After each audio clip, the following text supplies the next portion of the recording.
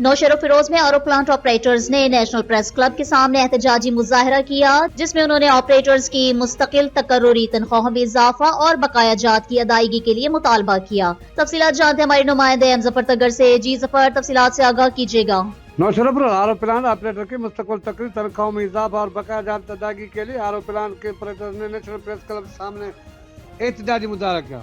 मुजाहरे का कहना था कि हम कई सालों से आरो प्लांट की देखभाल कर रहे हैं, लेकिन हमारी तनख्वाह 40,000 रुपए से भी कम है। इत्तेजाज से खिताब करते हुए सूबाई सदर कारी खैर मोहम्मद, मंसूर अली समू, तारक कारी और दीगर उलमाओं ने कहा कि हमारी तनख्वाहें सिर्फ 25,000 रुपया दी जाती हैं, जो कि बहुत कम है। उन्होंने मुतालबा किया कि हमारी तनख्वाह में इजाफा किया जाए और बकाया जात फौरी तौर पर अदा की जाए।